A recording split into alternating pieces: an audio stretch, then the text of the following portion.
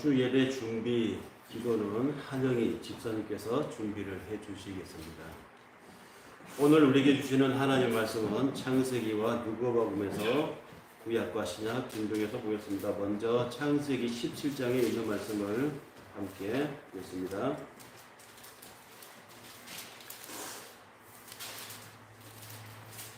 창세기 17장 15절에서 19절에 이르는 말씀을 함께 보겠습니다. 17장 15절 구약 20페이지 이전 성경에는 17페이지에 나열되어 있게 돼요. 제가 17절을 먼저 읽겠습니다. 17장 15절을 먼저 읽겠습니다. 하나님이 또 아브라함에게 이르시되 네 아내 사레는 이름을 사레라 하지 말고 사라라 하고 내가 그에게 복을 주어 그가 내게 아들을 낳아주게 하며 내가 그에게 복을 주어 그를 여러 민족의 어머니가 되게 하니 여러 민족의 여러 왕이 그에게서 나니라. 아브라함이 엎드려 웃으며 마음속으로 이르되 100세 된 사람이 어찌 자식을 낳을까? 사라는 90세니 어찌 출산을 하리요 하고 18절 같이 읽읍시다. 아브라함이 이에 하나님께 아뢰되 이스마엘이나 하나님 앞에 살기를 원하나이다. 함께 읽을까요? 하나님이 이르시되 아니라 네 아내 사라가 네게 아들을 낳으리니 그는 이 이름을 이삭이라 하라. 내가 그와 내 언약을 세우리니 그의 후손에게 영원한 언약이 되리라. 신약 누가복음 16장에 있는 말씀을 한 번 더 같이 봅시다. 16장 19절에서 25절에 있는 말씀.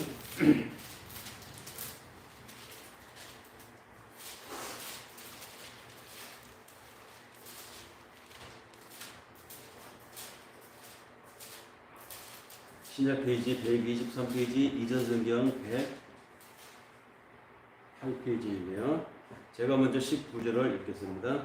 한 부자가 있어 자색 옷과 고운 배옷을 입고 날마다 호화롭게 즐기더라. 그런데 그 사라라 이름 받는 한 거지가 인대 투성이로 그의 대 앞에 버려진 채 그 부자의 상에서 떨어지는 것으로 배불리려 하며 심지어 개들이 와서 그 흔대를 핥더라. 이에 그 거지가 죽어 천사들에게 받들려 아브라함의 품에 들어가고 부자도 죽어 천사들에게 그가 음부에서 고통 중에 눈을 들어 멀리 아브라함과 그의 품에 있는 나사로를 보고 그가 이르되 아버지 아브라함이여 나를 긍휼히 여기사 나사로를 보내어 그 손가락 끝에 물을 찍어 내가 사절하게 하소서. 내가 이 굴곡 가운데서 괴로워하나이다. 함께 읽읍시다. 아브라함이 이르되 예 너는 살았을 때에 좋은 것을 받았고 나사로는 고난을 받았으니 이것을 기억하라. 이제 그는 여기서 위로를 받고 너는 괴로움을 안느니라. 베러진 예물 봉헌의 시간 갖겠습니다.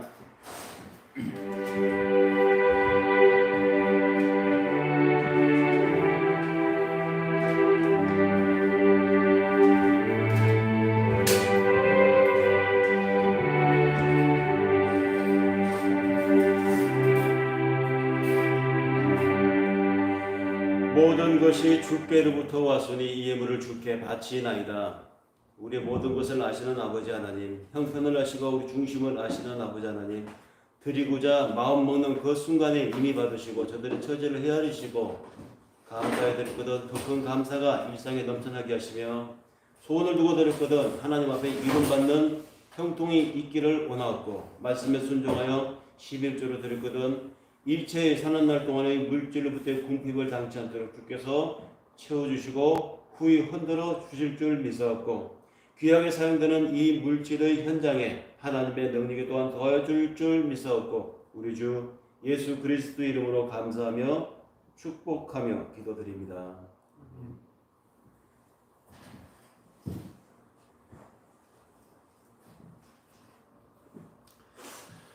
누가복음에는 돈과 관련된 비유가 유난히 많습니다.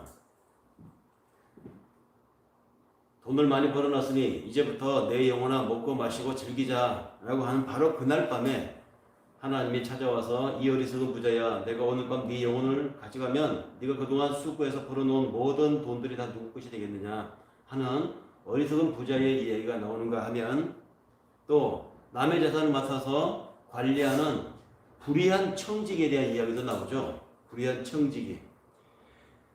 그런가 하면 오늘 우리가 읽은 본문처럼 부자와 나사로를 대비시키면서 비유시키시는 예수님의 이야기도 나옵니다. 누가는 유난히 이 신앙생활하는 사람들에게 자신의 복음을 통해서 돈이냐 하나님이냐 이 경제적인 문제와 살아가는 문제에서 삶의 본질과 살아가면서 우리가 필요를 느껴야 하는 이 돈의 문제를 유난히 결부시켜서 둘 중에 어느 것이 진짜 네 마음의 주인이냐를 마저 묻곤 하는 부분들이 굉장히 많습니다. 우리는 교회를 다니고 신앙생활을 한다고 하는 것도 따지고 보면 궁극적으로 사람들마다 다 정의가 조금 다른 것 같아요. 어떤 분들은 옳고 그름을 구분하여 선하게 살기 위해서 나는 신앙생활을 한다라고 하는 말하는 분들이 있는가 하면, 그런가 하면 또 옳고 그른 건 잘 모르겠지만 교회 다니고 신앙생활 하니까 일단 내 마음에 기쁨이 있다, 내적인 기쁨을 얻기 위해서 신앙생활을 한다, 이렇게 말씀하시는 분도 있습니다. 뭐 어느 쪽이 옳을까요? 오늘 그 얘기를 해보려고 합니다. 좋은 것으로의 삶이라고 하는 이 제목으로 창세기 아브라함을 찾아오신 하나님 일행이 내가 너에게 이스마엘이라고 하는 아들이 있는 줄 아는데, 그러나 내가 너한테 오래전에 했던 약속, 하늘의 별처럼 저 바다의 모래처럼 왕성한 너희 후손이 불어나게 해주겠다고 하는 그 약속, 그 약속의 씨를 이을 씨를 내가 너에게 주겠다. 아브라함 당혹했죠. 나한테 아들이 있는데, 아들이 있잖아요, 이스마엘. 근데 아브라함은 속으로 생각했습니다. 하나님, 저한테 이미 이스마엘이라고 하는 아들이 있어요. 그러니까 그 이스마엘 이 아들이나마 하나님 그 약속을 이어서 살아갔으면 참 좋겠습니다. 내 나이가 지금 몇인데, 나 100세. 내 와이프가 지금 90세입니다. 할머니, 할아버지가 다 된 우리가 어떻게 생리 현상이 일어날 수 있으며 아이를 가질 수 있겠단 말입니까? 그냥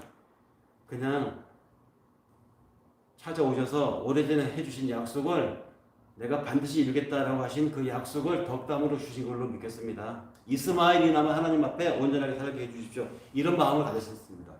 근데 하나님이 그 아브라함의 심중을 읽었어요. 아니야, 내가 약속의 씨를 너한테 줄 것이야. 이런 내용이 전개되는 창세기 17장 일부분을 우리가 읽었습니다. 그런가 하면은 누가복음 16장에 보면은 바로 부자와 나사로의 죽어서 그 다음에 일어나는 일이 예수님 앞에 비유로 우리에게 소개된 내용입니다. 부자가 죽었습니다. 나사로도 죽었습니다. 이들은 죽기 전에 현실에 살 때 부자는 호사롭게 살았습니다. 자색 옷을 입고 살았다. 이 말은 오늘날을 말하면 명품으로 두르고 살았다는 얘기입니다. 매일매일 맛있는 음식을 먹으면서 불편한 일들을 하인들을 시키면서 호사롭게 살았던 부자, 그러나 그가 죽었습니다. 나사로도 같은 현실을 살았었습니다. 그런데 그는 아주 비참하게 살았습니다. 부자의 상에서 떨어지는 음식 불쓰레기라도 받아먹고 살려고 그 부잣집 대문간에 항상 들락거렸던 사람이고, 심지어 항상 상처를 입고 살았기 때문에 그 상처난 곳을 개들이 와서 핥아주는 그런 삶을 살았다고 나사로의 현실 처지를 이야기해주고 있습니다. 그런데 이 두 사람이 죽었습니다. 그런데 죽고 난 그 다음에 이 판타스틱한 장면이 예수님 뒤에서 소개됩니다. 부자는 저기보다는 어두운 괴로운 현장에 있고, 나사로는 아브라함의 품에 편안하게 안겨있는 장면이 소개됩니다. 너무너무 자기 있는 곳이 힘든 부자가 아브라함을 향해서 부릅니다. 아버지 아브라함이요, 아버지 아브라함이요, 나를 좀 어떻게 해주세요. 좀 편하게 해주세요.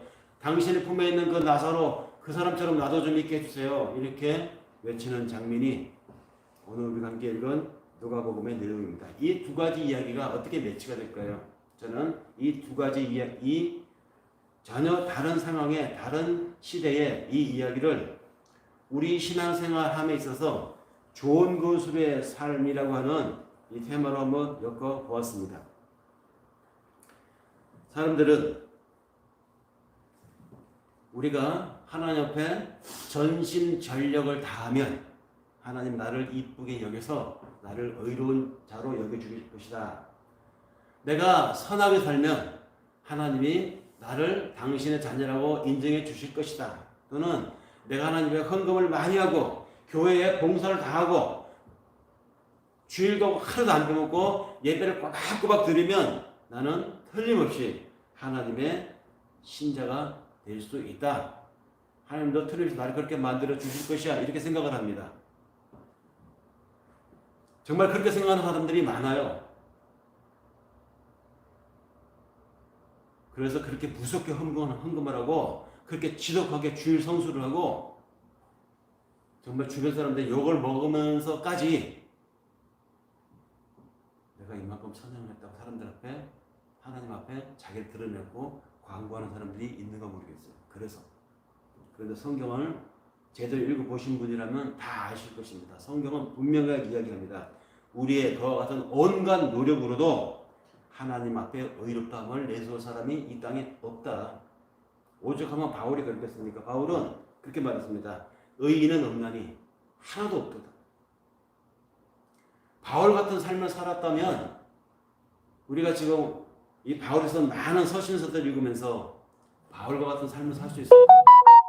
오죽하면 지금도 로마의 교황들이 역대로 이렇게 교황 직함을 받으면 성경의 인물 중에 한 이름을 자기의 그 칭호로 삼죠. 뭐 성 바오로, 성 마테오, 뭐 또는 성 페트로 이름을 붙입니다. 제일 많이 붙인 게 바오로예요. 바오로 2세, 바오로 8세까지가 나와 있어요.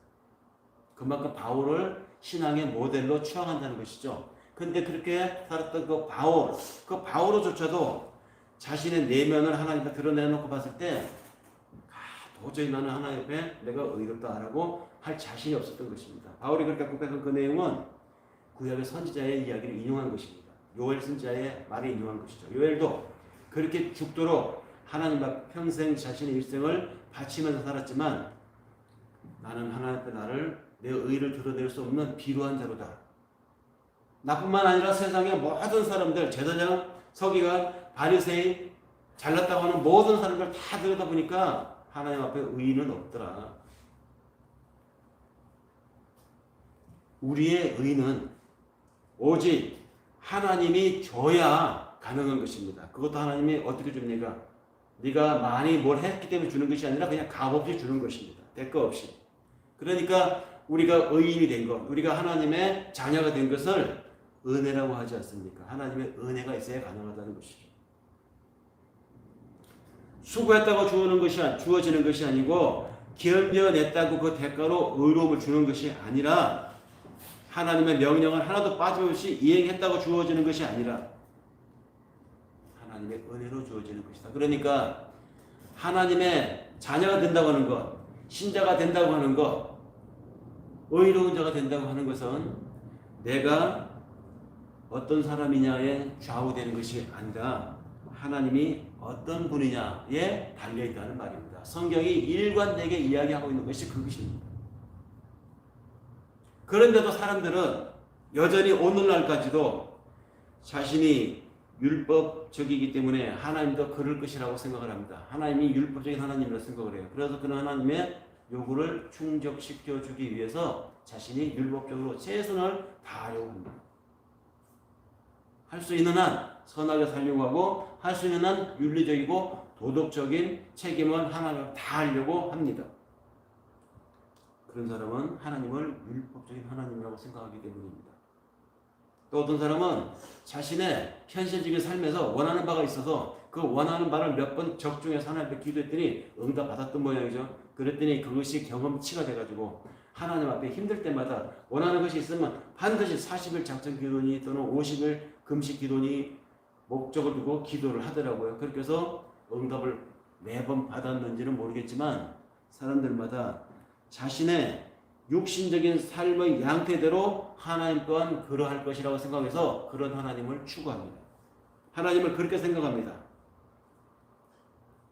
도덕적으로 하나님을 판단하는 신앙 기준의 사람이든 또는 원하는 것을 기도해서 응답받는 성취형의 신앙의 사람이든 이렇게 살아가는 사람들의 그 기준으로는 하나님을 함부로 정의했다가는 큰 코를 다칩니다. 왜냐하면 전에도 말씀드린 기억이 있는데 우리는 하나님을 어떻게 믿습니까? 선하신 하나님을 믿느냐? 하나님은 선하다고 믿느냐? 하나님이 선하시다 이거와 선하신 하나님은 엄격한 차이가 있습니다. 형용적으로 붙이는 하나님 앞에 선하신 하나님 그러면 그럼 하나님 선하지 않으면 안 믿습니까?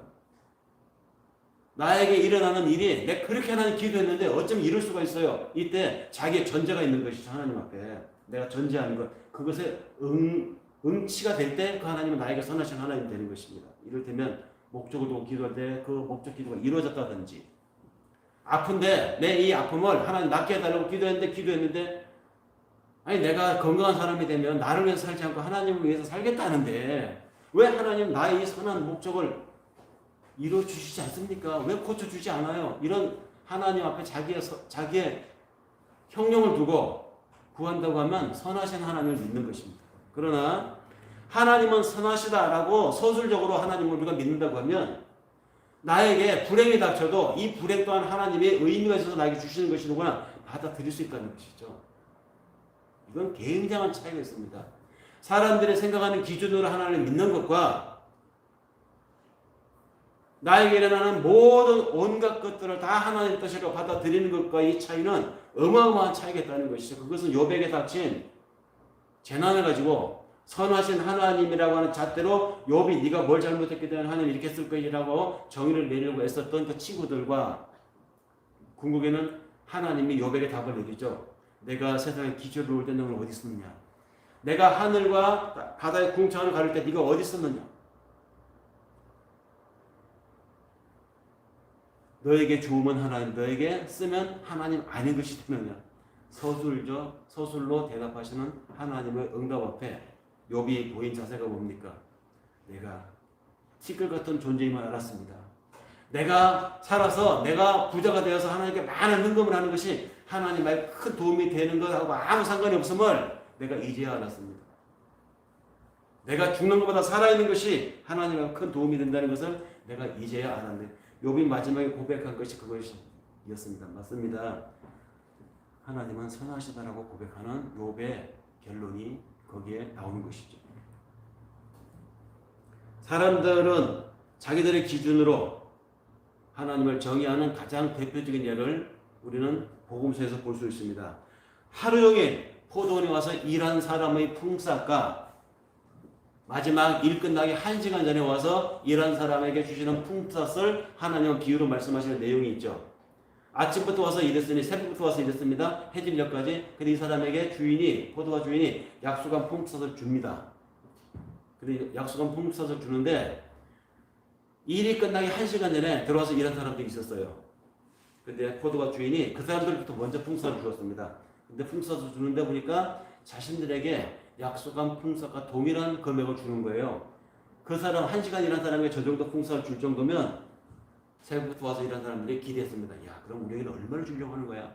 근데 웬걸 자기들 차례가 되었습니다. 품삯을 주는데 받은 금액을 보니까 앞서 잠깐 1시간밖에 일하고 돌아가는 저 사람들과 똑같은 금액을 주는 거예요. 이 사람들의 기준으로 봤을 때 이 주인은 공평한 주인이 아닌 것이죠. 아버지 재산을 먼저 주세요.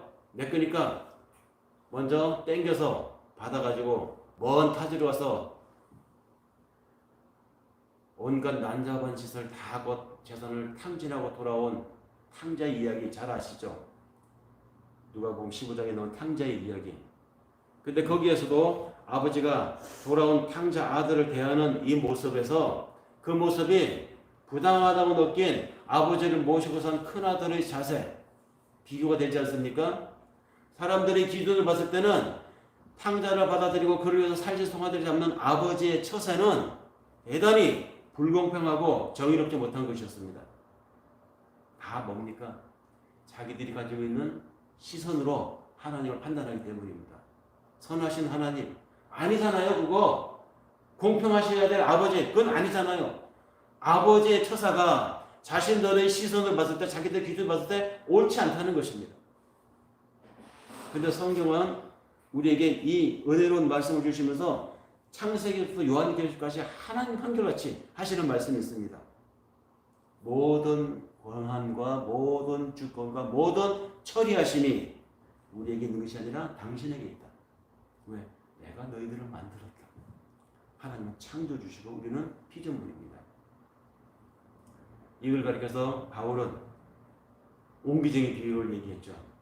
옹기쟁이가 옹기를 빚어서 어떤 것은 질그릇으로 어떤 것은 보배 것으로 쓸 것을 만들었는데 질그릇으로 쓰임 받도록 만들어진 그 그릇이 이보시오 옹기쟁이 주인, 왜 나를 질그릇으로 만들어 나를 멋진 꽃을 담는 화분으로 왜 만들지 않소? 라고 따질 수 있겠느냐? 하나님 앞에 따질 수 있느냐? 우리가 없다는 것입니다. 주권자 하나님 앞에.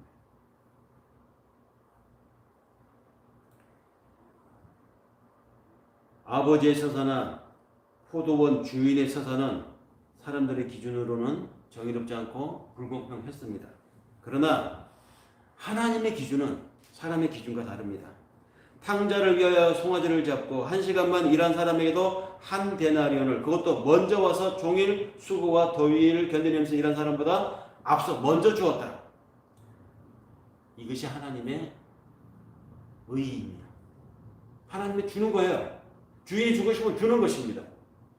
그래서 우리가 교회를 다니고 신앙이 지금 있어서 이렇게 와서 예배를 드리는 이 자세가, 이 마음이 다른 사람에게는 없잖아요. 그러니까 이런 날 골프 치러 가고, 이런 날 피크닉 가고, 여행 가고, 이런 날 예배와는 아무 상관없는 삶을 사는 것입니다. 우리 똑같은 사람인데 그 귀한 시간 어떻게 쓰는 것이 나에게 유익하고 즐거운지 모르나요? 다 알아요. 그런데 우리는 가치를 여기다 두는 것이고, 그렇지 않은 사람들은 가치를 그들의 기준에 두는 것입니다. 어느 것이 더 좋으냐는 각자 다르겠죠. 우리는 이게 좋으니까 여기에 있는 것이고, 그들은 그것이 좋으니까 거기에 쓰는 것입니다.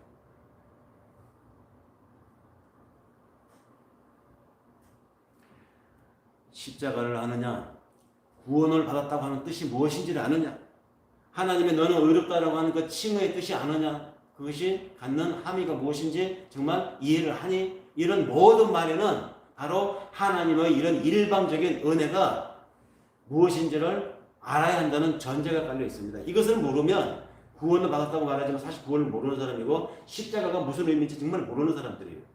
교회를 다녀도 그 전제가 이해되지 않으면 여전히 모르는 것입니다. 예수님이 부자와 나사로의 비유를 얘기하시는데 바로 그 비유 속에 이 문제가 전제되어 있습니다. 여기 부자는 하나님을 아는 사람이었어요. 여기 부자는 천국도 알고 있었던 사람입니다. 여기 부자는 하나님 앞에 진짜 의가 무엇인지 잘 아는 사람이었습니다. 왜냐하면 그 부자가 아브라함을 향해서 뭐라고 했습니까? 아버지라고 했습니다. 아브라함을 향해서 아버지 아브라함이요 이렇게 말했다고 하는 사실은 이 부자가 유대인이라는 얘기죠. 예수님이 비유로 말씀하셨으니까 유대인 아니겠습니까? 당연히 유대인들이 누굽니까? 그들은 다 자신들을 아브라함의 혈통이라고 말합니다. 아브라함이 유대교의 시작이잖아요. 시조잖아요. 아브라함이. 그 아브라함을 아버지라고 부른다고 하는 것은 모든 유대인들이 다 아브라함을 나의 아버지라고 부르는 것 같아요. 유대인들은 그와 같이 자신들이 아브라함의 자손이라는 아주 그 긍지를 가지고 살았었습니다. 부자도 유대인이었어요. 그러니까 아브라함을 향해서 아버지라고 불렀습니다. 그럼 그 아브라함이라고 불려지는 그 아버지, 이 존재가 누구였느냐? 아브라함에게는 이삭이라고 하는 나중에 주어지는 아들이 있었지만 사실은 이삭이 주어지기 이전에 그에게는 아들 이스마엘이 있었죠. 이스마엘. 아브라함도 이삭이 태어나기 전까지는 이 이스마엘이 자신의 하나님으로 받은 약속을 이어갈 아들을 믿고 살았었습니다. 그런데 하나님의 약속은 그 이스마엘로 이어지지 않고 이삭으로 이어집니다. 하나님의 보시는 관점과 아브라함 인간이 보는 관점은 이렇게 달랐던 것이죠. 이 흐르는 이 맥을 놓치지 않고 이 바울은 로마서에서 그렇게 말합니다. 로마서 9장 7절에 오직 이삭으로부터 난 자라야 네 씨라 칭하리라. 뭘 지금 바울이 놓치지 않고 있습니까? 사람의 능력으로 이루어진 일이 아니라 사람의 능력을 할 수 없을 때 이루어진 일, 즉 하나님이 이루신 일이 정통성이 있다 이 말입니다. 이스마엘은 아브라함이 언제 얻은 자식입니까? 야, 이대로 가다가는 내가 나중에 늙어서 자식도 못 얻고 이 먼 타국 땅에까지 나와서 내 대에서 나 끊어지는 것이 아닐까? 그래서 같은 고민을 아브라함이 아니라 사례도 있어요. 그래서 사례가 추천을 해가지고 자기 몸종 하가를 자기 남편에게 드렸잖아요. 첩으로. 그래서 아직도 기력이 있을 때 자식을 얻은 것이 바로 이스마엘입니다. 다시 말해서 이스마엘은 사람이 능력이 있을 때, 사람이 기회가 있을 때, 사람이 자신의 능력으로 만든 자식이 바로 이스마엘이에요. 근데 하나님은 그 사람의 능력으로 만든 너의 씨가 내 약속의 씨가 아니라는 것입니다. 100세가 다 된 아브라함에게 나타나서 하나님이 약속하시죠. 아니야. 내가 너에게 씨를 줄 거야. 그렇게 태어난 자식 이삭. 그 이삭을 통해서 이어갑니다. 세월이 흐른 나중에 가서야 아브라함은 이런 하나님의 뜻을 이해하게 되었습니다. 자신의 육체적인 능력이 이룬 이스마엘로는 하나님의 약속이 이어지지 않는다는 사실을 그는 삶의 연륜이 깊어진 후에 신앙의 삶을 산 오래된 후에야 깨닫게 되었던 것이죠. 같은 맥락에서 누가복음 15장에 소개되고 있는 탕자와 큰아들의 이야기도 그렇게 이해될 수 있습니다. 큰아들은 아버지의 마음을 모른 채 자신의 아버지를 섬겨 아버지의 명령을 하나도 어기지만 않으면 된다고 집에서 열심히 살았습니다. 그렇게 해서 자기의 노력으로 그 아버지가 원하는 뜻을 이룰 수 있다고 생각을 했습니다. 이런 삶이 바로 율법적인 삶을 대표하는 사람들입니다. 바로 이스마엘과 같은 사람이고 큰아들과 같은 삶입니다. 사람이 해서 다 해줄 수 있다고 생각하는 삶. 하나님을 내가 열심히 예배드리고 내가 열심히 헌금하고 내가 하나님께 열심히 주일 예배드려서 하나님을 기쁘게 해드릴 수 있다고 하는 이 율법적인 사고를 이스마엘로 대표되고 있는 이야기가 바로 창세기 이야기입니다. 그것이 신약에서는 탕자의 이야기, 큰아들 이야기로 나오는 것이죠. 반면에 탕자는 어떻습니까? 탕자는 아버지의 재산을 다 날려버렸습니다. 하지만 그 날려버리는 그 사건으로 인해서 아버지의 마음을 이해한 사람이 바로 작은 아들 탕자입니다. 하나님은 율법을 주시고 율법을 잘 지키나 못 지키나 우리 인생을 감시하시는 그런 하나님이 아니라 은혜를 주시고 그럼에도 불구하고 우리를 품어주시는 자비의 하나님을 이해하려고 여기 탕자의 비유가 사실은 소개되는 것입니다. 이삭이 상징하는 것은 아브라함의 육적 능력이 이루는 아들이 아니라 하나님의 능력과 하나님의 은혜로 이루는 아들이라고 하는 사실을 우리가 읽은 구약 본문을 통해서 우리는 하나님 다시 한번 강조합니다. 탕자 역시 마찬가지입니다. 탕자의 의미는 오직 하나님의 의에 받아들여짐으로써야 의로워질 수 있다는 것이고 그래야만 하나님의 자녀가 될 수 있다. 이것을 이야기해 준다는 말이죠.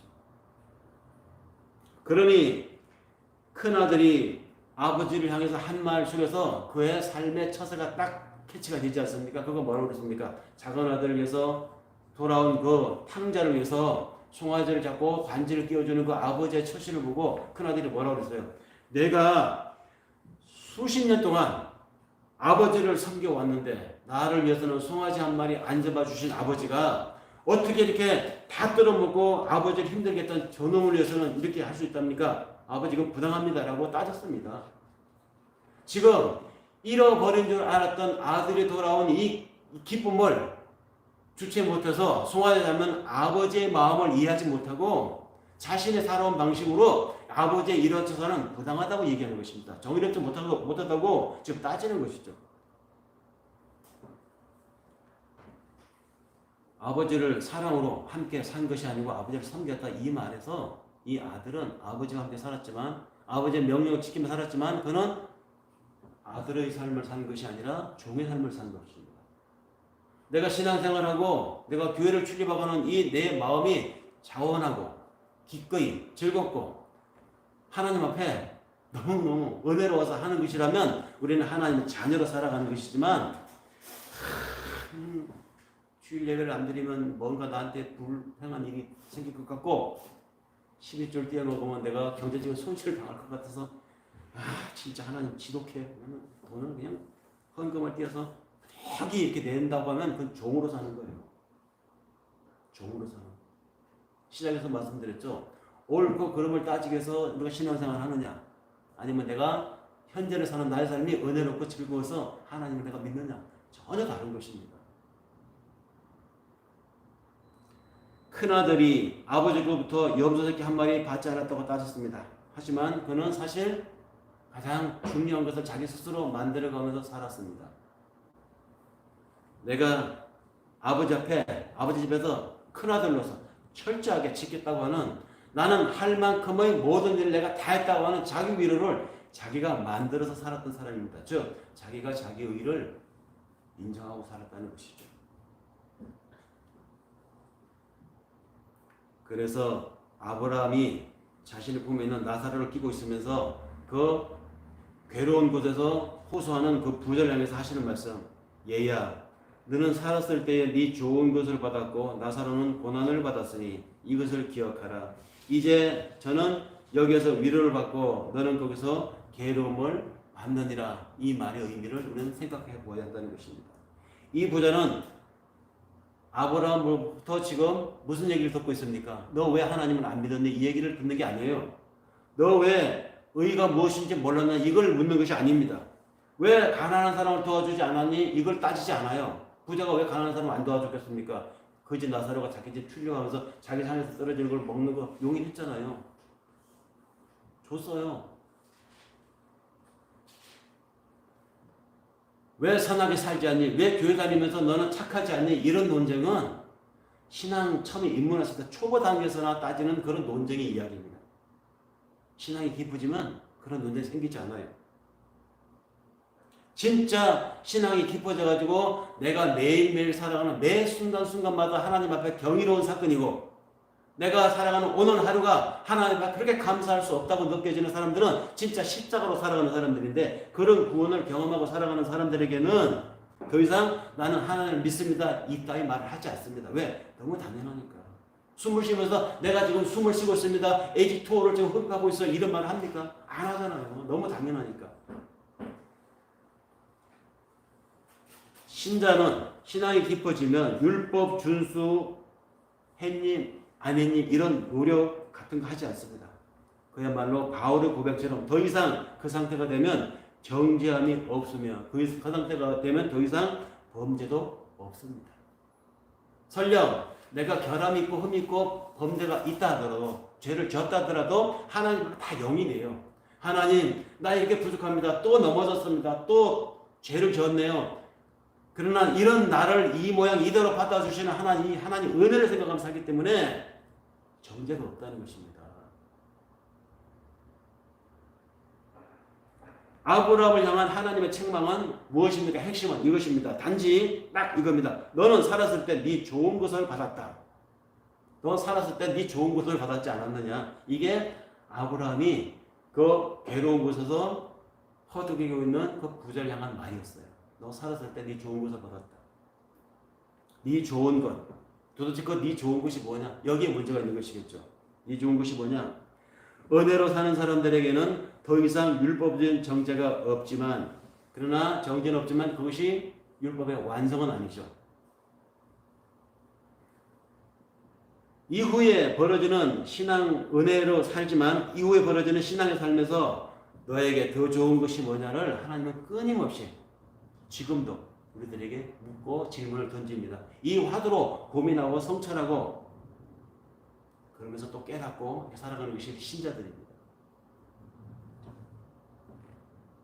신앙의 여정을 떠나는 모든 아브라함들은 우리들이 바로 그 아브라함들이죠. 우리 신앙의 여정을 떠났으니까 아브라함이 갈대우를 떠나서 내가 너에게 약속한 땅으로 가라 하고 그 약속의 땅을 떠난 사람이 바로 신앙의 사람인데, 그래서 이런 여정, 신앙 여정을 사는 우리 모든 아브라함들은 그 살아가는 과정에서 필연적으로 이스마엘이라고 하는 아들을 얻게 됩니다. 그냥 얻어지는 거예요. 열심히 일해서 돈이 쌓이니까 재물이 모여지는 것처럼, 관계를 과정을 살아가다 보니까 자식이 태어나는 것처럼, 열심히 공부하고 준비하고 시험 쳤더니 나에게 어떤 직위가 주어지는 것처럼 우리는 신앙의 여정을 살아가면서 이와 같이 이스마엘을 얻게 됩니다. 바로 그런 것들이 뭐냐? 우리의 육신적인 능력으로 이루어가는 신앙생활들이라는 것입니다. 기도하며 신앙생활 하면서 우리는 살기 때문에, 하나님의 은혜를 경험했지만 내일 죽는 게 아니잖아요. 그렇기 때문에 살아가는 과정에서 이런 이스마엘을 우리는 얻게 됩니다. 내 능력으로 얻게 되는 것들이 있습니다. 그래서 그것들을 향해서 우리는 이렇게 생각합니다. 저것이 아들이기는 한데, 아들 같은데 종의 삶을 벗어나지 못하는 삶을 봅니다. 집에서 아버지의 명령을 잘 지키는 어김없는 큰아들, 얼마나 부럽겠습니까? 내가 열심히 해서 얻은 나의 이 지위, 내가 열심히 해서 얻은 나의 이 직업, 얼마나 대견해요. 내가 참 나한테 칭찬해주고 싶어요. 그런 것들이 우리에게 주어진 것들입니다.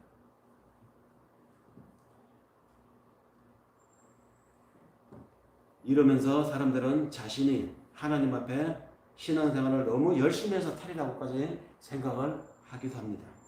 자기만큼 성실한 사람이 없다고 생각하는 사람들도 있습니다. 자기만큼 하나님의 뜻을 헤아리는 사람도 없다고, 자신은 정말 하나님 앞에 열심히 신앙생활 한다고 생각을 하는 사람들이 많습니다. 그야말로 회개할 것이 없는 의인 99마리의 양과 같은 사람들, 한 번도 길을 잃어본 적이 없는, 헤맨 적이 없는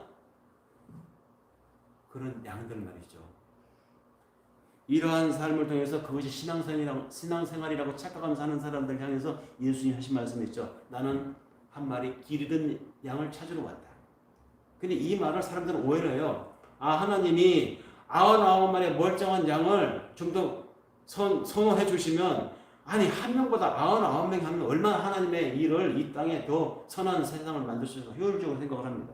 근데 하나님의 뜻은 그래서 처음에 신앙이 무엇이냐, 십자가가 무엇인가, 구원이 무엇인가를 생각해 보라는 것이죠. 신앙은 그런 것이 아니에요. 신앙은 절대 효율성을 얘기하는 것이 아닙니다.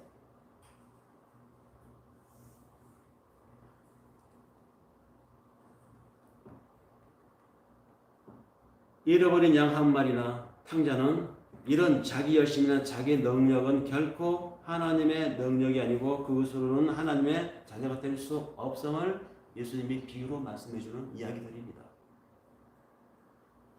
이스마엘로도 충분한데 어느 날 갑자기 오셔서 이삭을 통해서 당신의 약속을 이어갈 것이라고 하신 이 말씀 앞에 아브라함이 얼마나 속으로 뜨끔했겠어, 참담했겠습니까? 아니 무슨 소리야, 지금 이 나이에 내 장성한 아들이 있는데. 오늘 대부분의 사람들이 신앙생활이 이삭으로 발전하지 못하는 이유가 있습니다. 그것은 이스마엘을 부인하지 못하기 때문입니다. 왜 신앙이, 살아있는 신앙, 생명의 신앙으로 발전하지 못하느냐? 그게는 아버지의 영을 어김없이 지켜주고 있는 큰아들이 대견하기 때문입니다. 그러나 성경은 분명히 말합니다. 그렇게 살면 구원은 없다. 아브라함에게는 슬프지만, 침통하겠지만 이스마엘을 끊어내야 했습니다. 그리고 이삭으로 거듭나야 했습니다. 그리고 아브라함은 그 이스마엘을 끊어냈고 이삭으로 거듭났습니다. 이게 하나님이 우리 인간을 너 어이롭다라고 칭의를 주시는 방식입니다. 그러면 아브라함은 거기서 끝났을까요? 내가 지금 예수를 믿으니까 나의 오늘로 수독돼가지고 여기서 멈추면 하나님 감사합니다고 우리 하나님의 나라에서 즐겁게 살 수 있겠지만 생은 계속됩니다. 생활은 연속이 됩니다. 오늘이 넘어가면 또 다음 한 주간에 밝아질 것이고 또 다음 한 주간에 지나가면 쌓여서 한 달이 지나고 새 해가 또 돌아올 것입니다. 우리의 삶은 이와 같이 계속 라이프 고 온이 되고 있습니다. 그러니까 아브라함 이후에 이삭이 또 이어지죠. 이 이삭에게서 자녀가 둘이 나오는데 이삭의 아내 레베카에게서 쌍둥이가 나오죠. 그 쌍둥이 에서와 야곱이 나옵니다. 같은 한 여인에 비해서 시간차로다가 두 명의 아이가 나오는데 이삭과 에서가 나옵니다. 이 이삭과 에서는 바로 우리의 신앙생활의 양면을 나타내는 상징이에요. 성경이 이렇게 비유로 동화 같은 이야기가 나오고 있지만 어느 한 구절도 어느 한 패러그래프도 어느 한 파라글도 그냥 나열되어 있는 이유가 없어요. 사실은 다 까닭이 있습니다. 비유로 16장에 누가복음 16장의 부자도 바로 이 에서와 같은 포지션을 취했음을 이야기해 줍니다.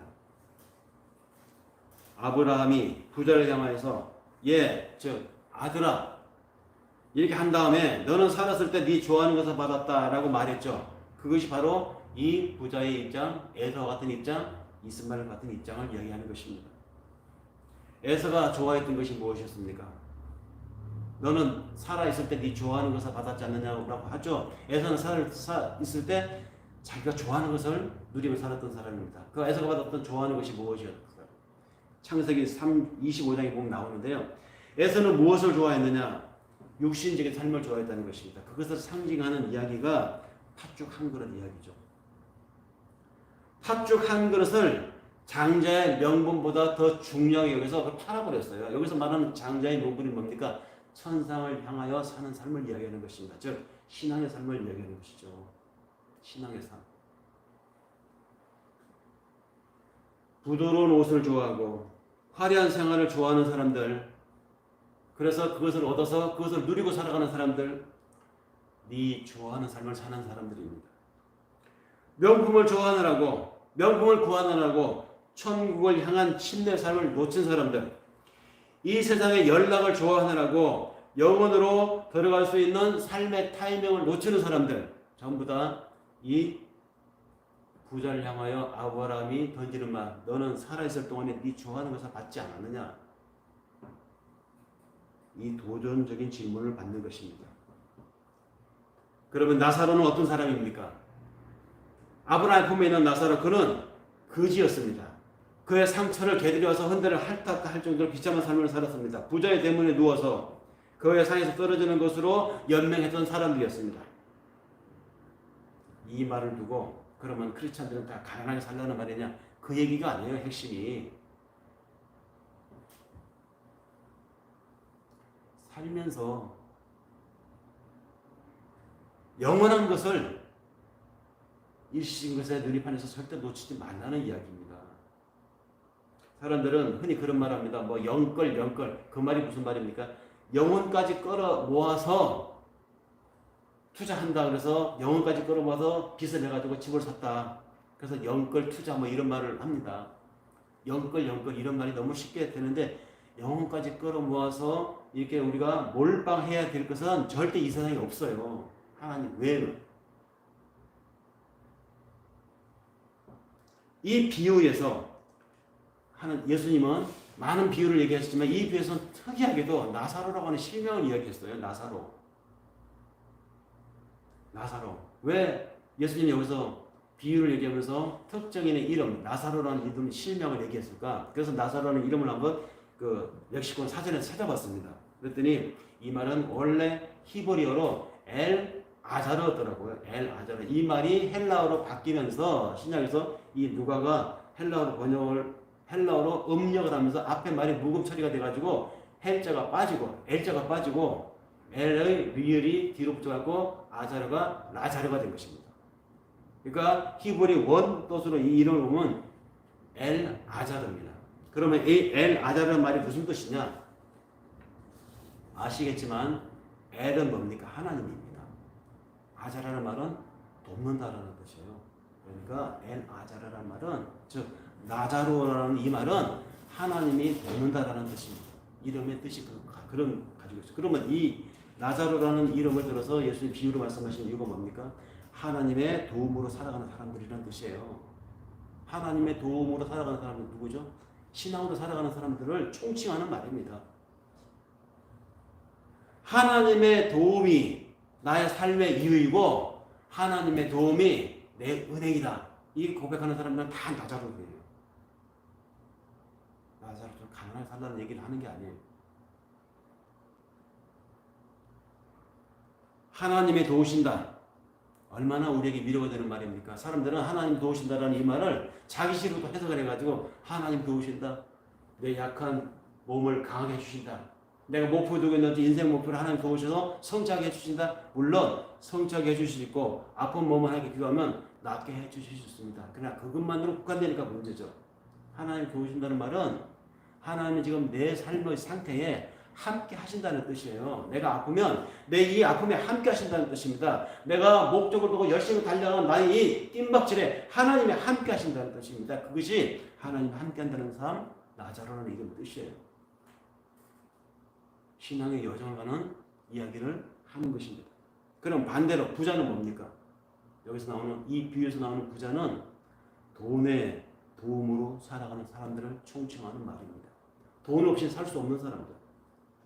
매일매일 돈 모든 것을 따질 때마다 돈을 기준으로 삼아서 나한테 돈이 되고 안 되고를 판단하는 삶, 이것이 바로 부자를 이야기하는 상징 비유의 뜻이죠. 나사로 비록 밥을 얻어먹고 살았어도 몸에 종기가 있어 개들이 와서 핥는 삶을 살았을지라도 하나님 당신만이 나한테 함께 있으니 나의 삶 이 자체가 그래도 나는 하나님께 감사합니다. 영광입니다. 하나님이 나와 함께 계신다는 이 사실 자체만으로도 위로를 삼고 살아가는 삶의 사람들, 나사로와 같은 사람들. 인생의 삶이라고 하는 것이 이 육신의 세계만으로 끝나지 않습니다. 우리의 삶이라고 하는 것은 육신적인 삶은 한순간임을 알고 영원히 있음을 아는 사람들. 그래서 그 영혼을 가장 좋은 것으로 판단하고 그 영혼에다가 몰빵해서 살아가는 사람들은 절대 현실의 삶, 이 한순간에 끝나고만 이 삶에 연결을 하지 않아요. 이 얘기, 이 비유, 아브라함의 이삭과 이스마엘의 이야기와 여기 부자와 나사로의 이야기 비유는 같은 맥락에서 이 좋은 곳으로의 삶을 연결해서 하나님이 오늘 주신 메시지가 여기에 있다고 봅니다. 말씀을 정리할 때가 된 것 같습니다. 영원을 준비하는 사람은 순간을 버릴 수 있어야 합니다. 그것이 오늘 주신 하나님의 메시지의 핵심입니다. 순간에 매여 사는 사람들의 눈에는 나사로가 가난한 사람일 수도 있겠고 꿈속을 사는 몽상가일 수도 있으며 또는 기약가름도 못하는 구질구질한 미련한 자일 수 있습니다. 그러나 순간에만 매여 사는 사람들이 어찌 영원한 삶을 이해할 수 있겠습니까? 무엇이 환상이고 무엇이 꿈인지 어디까지가 현실이고 어디서부터가 하나님의 세계인지 우리는 현실을 살면서 잘 모를 때가 있습니다. 헷갈릴 때가 있습니다. 그러나 신자의 삶이라고 하는 것은 천국을 향한 삶인데 그 천국을 향한 삶의 여정이 이 땅의 삶의 과정이라고 한다면 그것이 신자의 삶이라고 한다면 나를 당장 지금 하나님이 나를 데리고 하늘나라에 데려다 놔도 저는 어울리지 않을 것 같아요. 왜? 아직도 내 속에는 하나님보다도 더 좋아하는 거, 더 선한 것이 이것저것 여러 가지가 있습니다. 나 자신의 의도 있을 수 있고 내가 이루고 싶은 아직도 꿈도 있고 그래서 저는 아직도 천국에 어울리지 않는 삶을 솔직히 살고 있다고 고백을 해요. 천국에 어울리는 사람의 삶은 어느 날 갑자기 느닷없이 닥치지 않습니다. 그냥 저렇게 사는 사람을 갑자기 하나님이 천국에 데려다 놓는다고 여기는 나한테 딱 최적의 환경이야. 그 천국에 맞는 사람이 될까요? 천국에 맞는 삶이 천국에 맞는 사람이 되도록 우리는 이 땅에서 신자라고 하는 이 삶의 여정을 통해서 만들어져 가고 다듬어져 가고 그 인성을 그 성격을 캐릭터를 만들어가는 것입니다.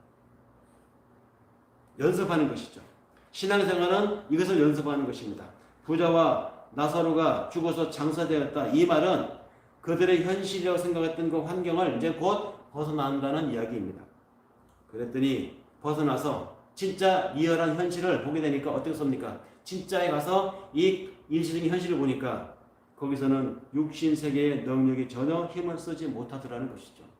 돈이 무슨 소용이 있습니까? 거기서. 그래서 내가 이런 모든 업적들이 무슨 의미가 있습니까? 사람들은 지금도 모든 사람들에게 닥치는 죽음을 보면서 자신에게는 그 죽음이 안 닥칠 것 같이 생각을 하면서 살아요. 이상한 착각이죠.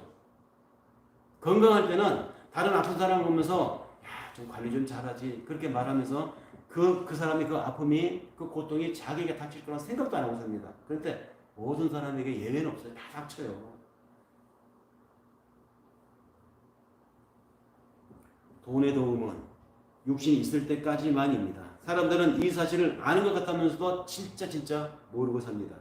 다른 사람들은 다 죽어도 자기는 영원히 살 줄로 생각을 하면서 살고, 다른 사람들은 모두 빈손 들고 가더라도 자기는 자기가 모아놓은 이 재산으로 화려하게 살다가 화려하게 멋지게 갈 줄로 생각을 합니다.